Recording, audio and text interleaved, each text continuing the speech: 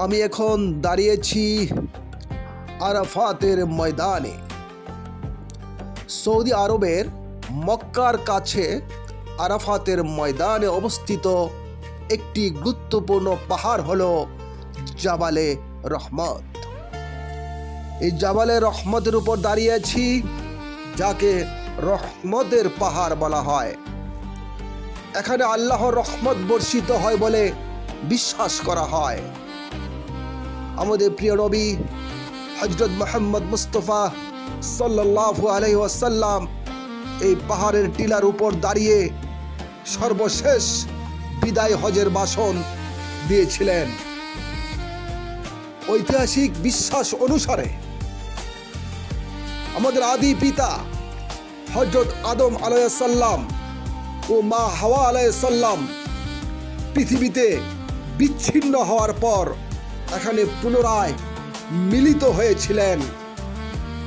এটি হবে কিয়ামতের দিনে হাসরের বিশাল ময়দান।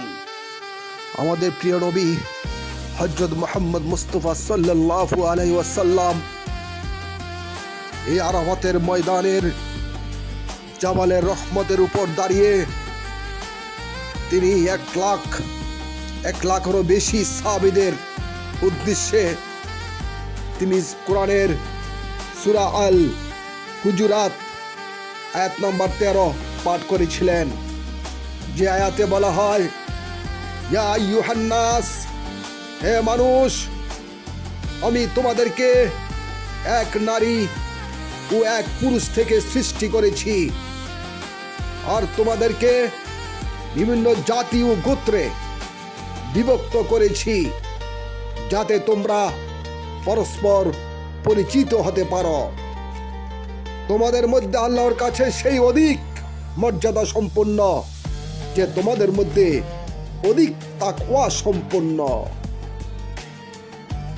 আমাদের প্রিয় নবী হযরত মুহাম্মদ মুস্তাফা সাল্লাল্লাহু আলাইহি সাল্লাম বিদায় হজের ভাষণে এই স্থানে সাহাবীদের উদ্দেশ্য করে বলেন, তোমাদের রক্ত, সম্পদ ও সম্মান তোমাদের জন্য পবিত্র, এবং আমি তোমাদের মাঝে এমন দুটি জিনিস রেখে যাচ্ছি, একটি হচ্ছে আল্লাহর কিতাব, আরেকটি হচ্ছে আমার সুন্নাহ, যা তোমরা আঁকড়ে ধরলে কখনো পথভ্রষ্ট হবে না। প্রিয় বন্ধুগণ, আমাদের প্রিয় নবী হযরত মুহাম্মদ মুস্তাফা সাল্লাল্লাহু আলাইহি ওয়াসাল্লাম এই আরাফাতের ময়দানের জাবালে রহমত থেকে এই রহমতের পাহাড়ের উপরে উঠে তিনি প্রথমেই 1 লাখ সাহাবীদের উদ্দেশ্যে প্রথম বাণী যে ছিল, প্রথম যে ভাষণটা ছিল, সেটি ছিল, হে মানব জাতি, আমি জানি না আজকের পর আর কোনোদিন তোমাদের সঙ্গে এই স্থানে মিলিত হতে পারবো কিনা। আমাদের প্রিয় নবী এই ভাষণটি দিয়েছিলেন 632 খ্রিস্টাব্দে 6 মার্চ 10ম হিজরিতে, যা ছিল জিলহজ মাসের 9 তারিখ। আর উনি এই পৃথিবীর মায়া ছেড়ে চলে গিয়েছিলেন 632 খ্রিস্টাব্দে 8ই জুন সোমবার রবিউল আউয়াল মাসের 12 তারিখ 11 হিজরিতে, অর্থাৎ বিদায় হজ ভাষণের আনুমানিক প্রায় 81-82-83 দিন পর পৃথিবীর মায়া ছেড়ে চলে গিয়েছিলেন।